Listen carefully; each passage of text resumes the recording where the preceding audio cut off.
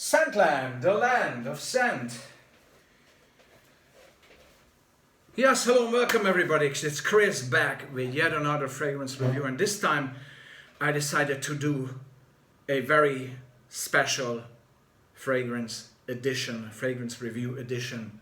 And I've been thinking about this for a long time, and I thought, okay, here's a new year 2021. Let's start it with something very special for my beloved subscribers and friends out there. So, how can I do that? Well, you know me as a guy that puts spotlight on the vintage, under the radar, out of public knowledge kind of fragrances that were around, mostly designer fragrances that were around but have been forgotten about. Okay, I've done many reviews related to such fragrances, and today I'm going to elevate this to a totally and utterly new level. Okay, how can I do that? I can do that by making sure that, with the exception of one of these fragrances, I have never ever mentioned any of these fragrances in any review that I've done. And I go even further, no other fragrance reviewer has ever featured neither of these fragrances in their reviews. And I go even further, some of these fragrances are so rare that they are not available in the market, no matter where you look at them, where you try to seek them out. And I think some of these fragrances are probably the rarest designer fragrances in the world today, okay? And you're gonna see why and which one. And I will start, it's about 9 fragrances, I think, and I'm gonna start from the least precious and least rare and least interesting ones up to the ones that are absolutely and utterly ultra rare and unavailable, and probably the only bottles that are existing in the world today. And you will see that I'm not exaggerating. Okay, I promise you that. Take my word. Okay, but let's start from those ones which are rare, but maybe not that interesting, but still rare and very much worth to be presented to you. And I've never presented them to you before. Let's start with the house of Adidas. Okay, let's go. Let's take it easy. Let's be sporty. 2008 was the year of the Olympics. Okay. Adidas was commemorating the occasion with this fragrance called 2008. Okay, it's a limited edition fragrance dedicated to the Olympics. I think it was in China. Okay, and this is not only a very nice limited edition fragrance that is not around there anymore. I've never talked about it, and nobody talks out there anymore of. But this is a very nice, fresh, spicy, fruity smell. So if you see it with a great performance, if you see it, you grab it, because it's a fantastic, absolutely forgotten and very, very, very rare fragrance out there from Adidas. Believe it or not, Adidas for all. Like, it's unbelievable. Okay, let's travel on. AVON. I'm going to present 2 fragrances at one time. 1, 2, 3, 4. 2 fragrances from AVON. Okay.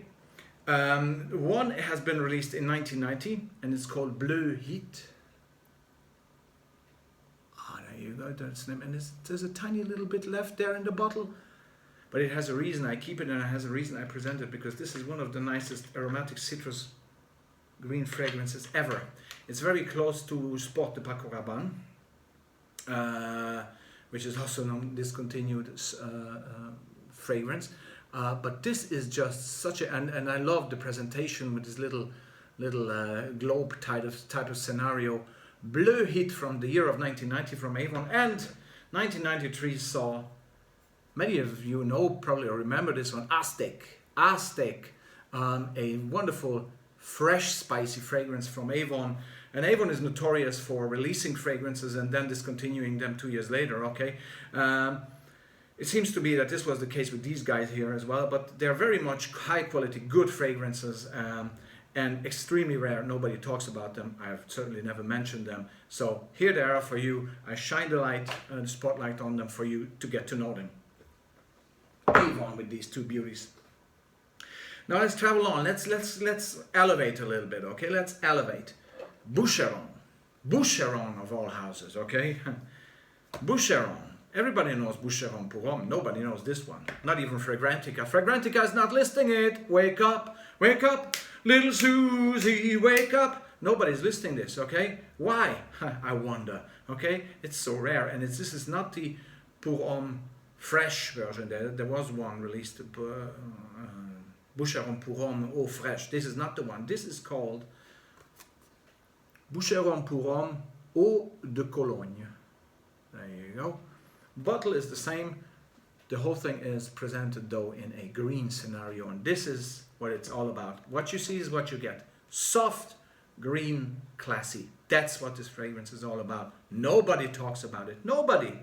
It's not even available. It's not even listed in Fragrantica. It's nowhere, this fragrance, okay? So I had to shine a light on it because it's an absolute soft, green, fresh, classy beauty from the house of Boucheron, believe it or not, okay? Extremely rare. Try to get it if you can. It's worth it. Let's elevate the pitch even further. Ferrari. You know, there's lots of talks about, obviously, the cars, Ferrari and Formula One, and obviously Ferrari and fragrances. A lot of fans, including my good friend, fellow fragrance reviewer Chad out there, very much a fan of Ferrari fragrances, which throughout the years have elevated their pitch, and they have very good fragrances out there now. But nobody talks of this one. Nobody. Ever seen this? Maybe, actually, back in the days. Ferrari 512 TR. Now 512 TR, that's a weird name, you could say. No, because Ferrari 512 TR is a model of Ferrari, a specific car. Okay, it's a Ferrari 500 TR, okay? Google it, you will see it. Fantastic, nice, classy Ferrari. Mwah. And they have at Ferrari decided to dedicate a fragrance to that particular Ferrari model 512 TR, and this is a full untouched 100 ml eau de toilette of that fragrance, right? Beautiful. The entire presentation is just so classy. It's really classy. It's a classy, fresh, spicy, aromatic fragrance that here or there might still be available on eBay if you look hard enough. Nobody talks about this. I've never mentioned this, I hope, but it's true. Because Ferrari is very popular. Many people talk about Ferrari in regards to fragrances, I'm saying now, okay? But nobody talks about this one. And there is actually one released for the 556 Ferrari as well. So there are, you know, Ferrari was kind of, you know, you own a Ferrari, why don't you own a fragrance that is the same model as your car? Like, what a great idea that is. Fantastic. 512 TR Ferrari, rare and beautiful. Okay, let's elevate the pitch even further. You feel the tension rising. You feel it, I feel it. You feel it, I feel it. Gianfranco Ferré. Gianfranco Ferré, the architect of fashion, the great late Italian fashion architect, released this fragrance back in 2000, okay? The year of 2000, and it has the precious name Pontaccio 21, Pontaccio 21, Pontaccio 21, by the house of Gianfranco Ferré. And the name refers to the very address of the house, okay? So the address of the street and the number, okay, is Pontaccio 21, Pontaccio 21, and I don't take it out of this wonderful sealed box because the bottle actually is fairly similar to the box itself, so you're not really missing anything. But this fragrance is very, very classy, citrus, musky, spicy, fresh, classy, very much in the likes of the original Aramis, if you remember, just done more modern and in a more Italian way. Pontaccio 21, nobody talks about it. There's no review out there, and this fragrance is barely available or at very, very high prices. So it has to be, I will review this separately as well as I think the others as well, probably during the course of this year. But Ferré Pontaccio 21 is just one of the nicest and rarest designer fragrances out there for sure. And now I'm going to take it even higher. I'm going to put the bar even higher. I'm going to put the bar higher, and I'm going to the one of my favorite personalities, artists and designers ever. Karl Lagerfeld. Believe it or not, I can present you something from Karl Lagerfeld that makes your jaw drop.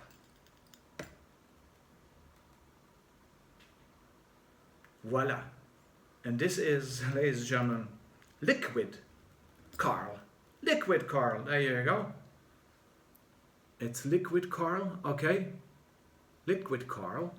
Liquid Karl has been released in 2004, and that year saw Karl Lagerfeld cooperating with the house of H&M for some very nice price versus quality ratio clothing, okay?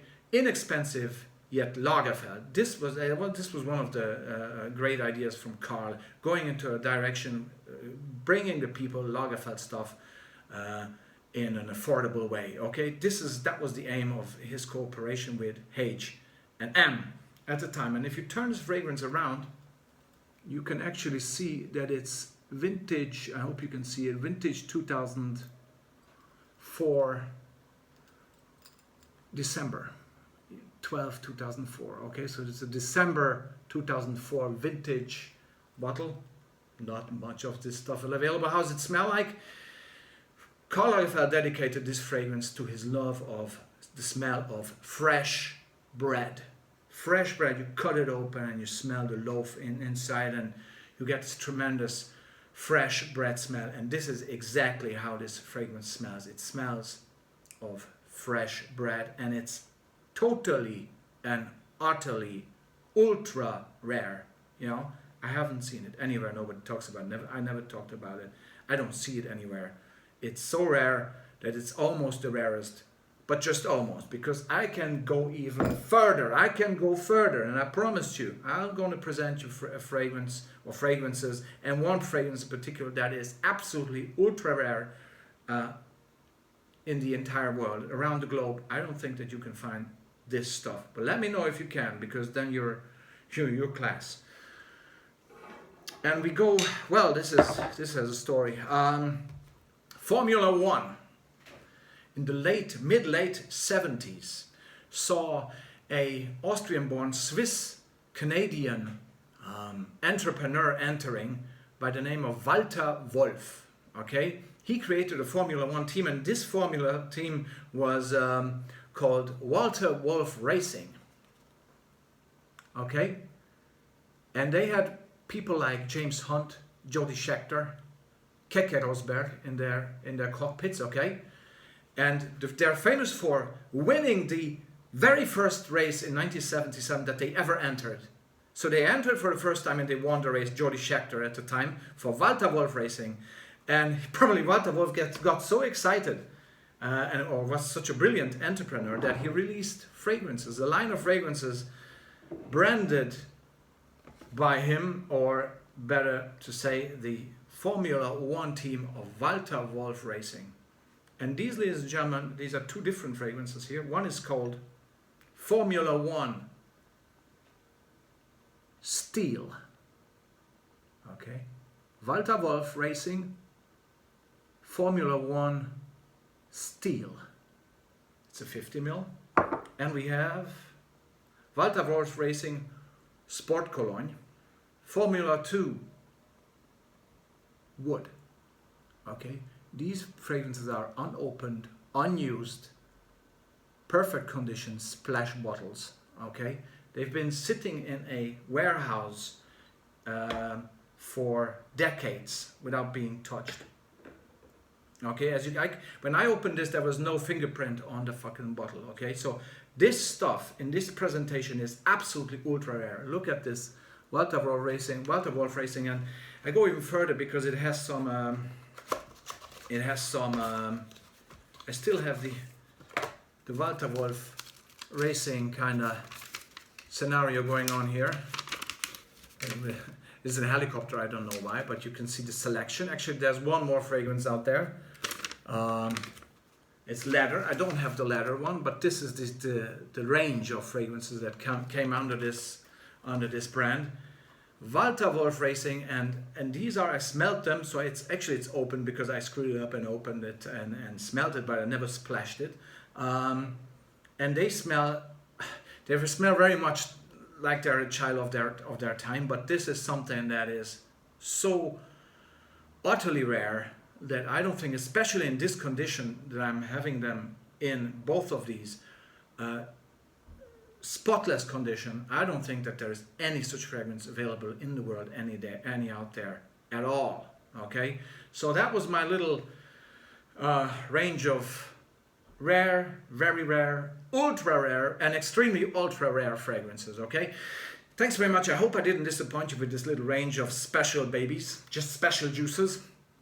And I will be back with more in this new year, especially looking at these. I will be reviewing some of these individually as well. Thank you very much, and talk to you soon. Bye bye.